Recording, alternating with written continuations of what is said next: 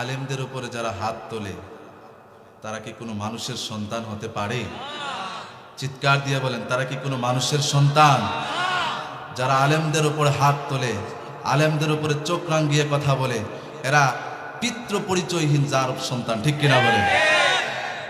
আজকে আমরা দেখতে পেয়েছি আমাদের মুফতি কাজী ইব্রাহিম তার উপরে এখনো পর্যন্ত নানানভাবে ষড়যন্ত্র করে তাকে হত্যা করার জন্য হুমকি দেওয়া হয়েছে। আলেমদেরকে বিভিন্নভাবে ট্যাগ লাগানো হয়েছিল, তারা নাকি রাজাকার, পাকিস্তানের রাজাকার। প্রিয় ভাইয়েরা, যারা পাকিস্তানের রাজাকার বলেছে তারা কি কখনো পাকিস্তানে পালিয়েছে? জোরে বলেন, পালিয়েছে?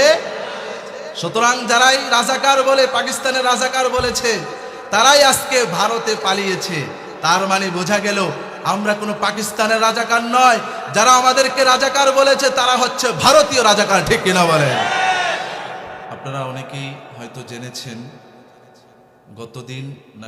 আগের দিন আজকের আমাদের মাহফিলের প্রধান মেহমান মুফতি কাজী ইব্রাহিমের উপরে অতর্কিতভাবে তাকে হামলা করা হয়েছে এবং তাকে বিভিন্নভাবে ষড়যন্ত্র করে তাকে হত্যার হুমকি দেওয়া হয়েছে।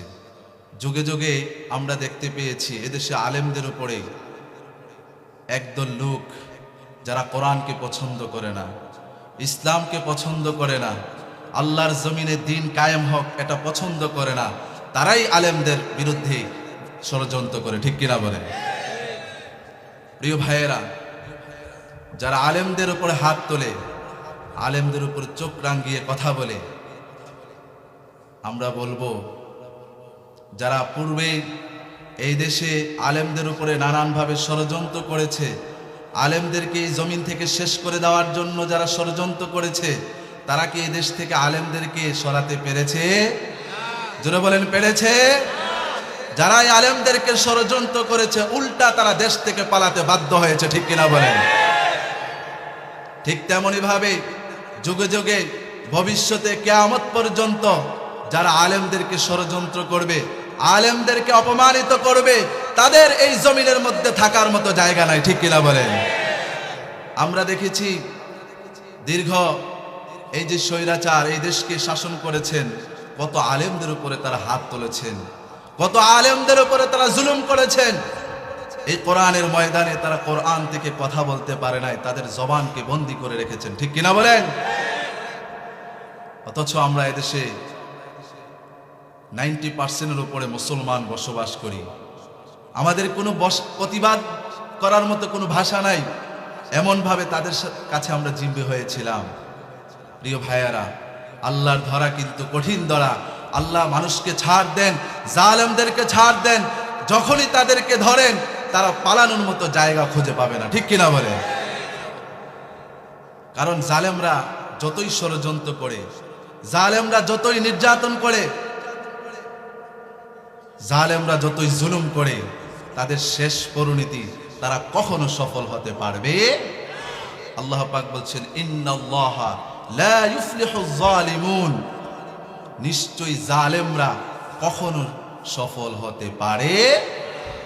প্রিয় ভাইয়েরা, আজকে আমরা দেখতে পেয়েছি আমাদের মুফতি কাজী ইব্রাহিম তার উপরে এখনো পর্যন্ত নানানভাবে ষড়যন্ত্র করে তাকে হত্যা করার জন্য হুমকি দেওয়া হয়েছে। প্রিয় ভাইয়েরা, আল্লাহ রাসূল সাল্লাল্লাহু আলাইহি ওয়াসাল্লাম বলছেন, যারা আলেমদের বিরুদ্ধে কথা বলে, যারা আলেমদের নিয়ে যারা ষড়যন্ত্র করে, যারা আলেমদেরকে আল্লাহর জমিন থেকে শেষ করতে চায়, আল্লাহ পাক বলছেন তারাই হচ্ছে ধ্বংসপ্রাপ্ত পরি। নাউজুবিল্লাহ।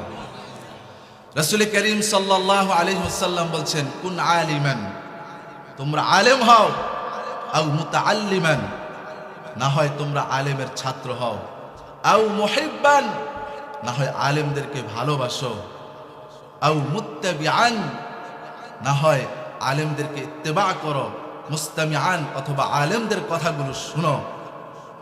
ফালা তাকুন খামিস, তোমরা 5 নম্বরটা হয়ো না, 5 নম্বরটা হলে আও তুহলিক, তোমরা ধ্বংস হয়ে যাবে। পরি নাউজুবিল্লাহ। এজন্য প্রিয় ভাইয়েরা, আলেমদের সাথে সম্পর্ক রাখা আমাদের দরকার আছে না নাই? জোরে বলেন, আছে না নাই? এই দেশ এটা আলেম ওলামাদের দেশ, ঠিক কিনা বলেন? এদেশ মুসলমানদের দেশ, এই দেশ শাহজালালের দেশ, এই দেশ শাহ মাখদুম শাহ পরানের দেশ, ঠিক কিনা বলেন? সুতরাং এই দেশে যারা বসবাস করবে, যারা বুক ফুলে এই দেশে থাকবে, তারাই আলেমদের উত্তরসূরি, মুসলমানদের উত্তরসূরি, জোরে বলেন ঠিক কিনা? কোন নাস্তিক, কোন মুরতাদ, কোন ইসকন, কোন হিন্দুত্ববাদ এই দেশের মধ্যে তারা রাজত্ব কায়েম করতে পারবে? প্রিয় ভাইয়েরা, এজন্য আমাদেরকে এখন থেকে সচেতন থাকতে হবে। আল্লাহ পাক আমাদেরকে 5 আগস্টের মাধ্যমে এক বিশাল এক মহান সুযোগ আমাদেরকে দিয়েছেন, বলি আলহামদুলিল্লাহ। এমনও মানুষ আছে, অনেক নেতাকর্মী, বিএনপি নেতাকর্মী, অনেক দলের নেতাকর্মীরা, তারা দিন কি দিন, রাত কি রাত, বছর কি বছর তারা গ্রামে পর্যন্ত ঢুকতে পারে না, ঠিক কিনা বলেন? এই দেশ কি কারোর বাবার দেশ? জোরে বলেন, কারোর বাবার দেশ? এই দেশে কি আমরা ভাড়াটিয়া এসেছি? আজকে যারা এই দেশকে নিয়ে যারা জবরদখল করতে চেয়েছিল, যারা এই দেশকে নিজের বাবার দেশ হিসাবে যারা এই দেশের মধ্যে রাজত্ব কায়েম করতে চেয়েছিল, আল্লাহ পাক তাদেরকে এমন ভাবে ঘুরিয়ে দিয়েছেন, শেষ পর্যন্ত তাদের এই বাবার দেশে তারা থাকতে পারে নাই। তারা রাম আর বামদের দেশের মধ্যে, ভারতীয় দেশের মধ্যে পালাতে বাধ্য হয়েছে, ঠিক কিনা বলেন? আমাদেরকে বিভিন্নভাবে, আলেমদেরকে বিভিন্নভাবে ট্যাগ লাগানো হয়েছিল, তারা নাকি রাজাকার, পাকিস্তানের রাজাকার। প্রিয় ভাইয়েরা, যারা পাকিস্তানের রাজাকার বলেছে, যাদেরকে বলেছে, তারা কি কখনো পাকিস্তানে পালিয়েছে? জোরে বলেন, পালিয়েছে? সুতরাং যারাই রাজাকার বলে, পাকিস্তানের রাজাকার বলেছে, তারাই আজকে ভারতে পালিয়েছে। তার মানে বোঝা গেল আমরা কোনো পাকিস্তানের রাজাকার নয়। যারা আমাদেরকে রাজাকার বলেছে তারা হচ্ছে ভারতীয় রাজাকার, ঠিক কিনা বলেন? সুতরাং আমাদেরকে সচেতন থাকতে হবে, আলেমদেরকে আমাদেরকে সম্মান করতে হবে। আপনার কোনো কথা, আপনার কোনো আচরণ, আপনার কোনো ব্যবহারের মাধ্যমে যেন কোনো আলেম যেন কষ্ট না পায়, এজন্য আমাদেরকে সচেতন থাকতে হবে, ঠিক কিনা বলেন?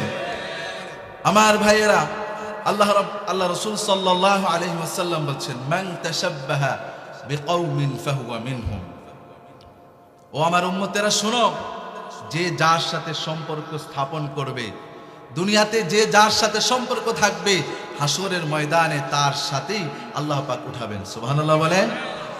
এখন আপনি চিন্তা করেন, আপনাকে আল্লাহ বিবেক দিয়েছেন, আপনি কি আলেমের সাথে চলবেন, ভালো মানুষের সাথে চলবেন, নাকি খারাপ মানুষের সাথে চলবেন? জোরে বলেন, কার সাথে? ভালো মানুষের সাথে, আলেমদের সাথে সম্পর্ক রাখলে কিয়ামতের ময়দানে এই আলেমদের সাথে আমাদেরকে উঠাবেন কে? আর যদি কোনো নাস্তিক, মুরতাদ, ইহুদি, খ্রিস্টানদের পদচারণায় যদি আপনি যদি তাদের খপ্পরে পড়ে যান, তাদেরকে যদি অনুসরণ করেন, তাহলে হাসরের ময়দানে এই কাফের ইহুদি খ্রিস্টানদের সাথে উঠাবেন কে? আমরা কি ইহুদি খ্রিস্টানদের সাথে উঠতে চাই, নাকি আল্লাহ রাসূলের সাথে উঠতে চাই? এজন্য আল্লাহ রাসূল এবং তার উত্তরসূরি আলেম ওলামা যারা আছেন তাদেরকে আমরা অনুসরণ করতে হবে, পড়ি ইনশাআল্লাহ। প্রিয় ভাইয়েরা, আমরা আল্লাহর কাছে দোয়া করি, আল্লাহ পাক যেন আমাদের এই শ্রদ্ধাভাজন মুরব্বী, এই দেশের রত্ন, বিশিষ্ট ইসলামী চিন্তাবিদ, যিনি আগামী প্রজন্মকে নিয়ে চিন্তা ভাবনা করেন, মজলুম আলেমী দ্বীন হযরত মাওলানা মুফতি কাজী ইব্রাহিমকে দেশের নানা ষড়যন্ত্র থেকে আল্লাহ পাক যেন তাকে হেফাজত করে, তাকে দ্বীনের ময়দানে উন্মুক্তভাবে কথা বলার তৌফিক দান করে, আমিন।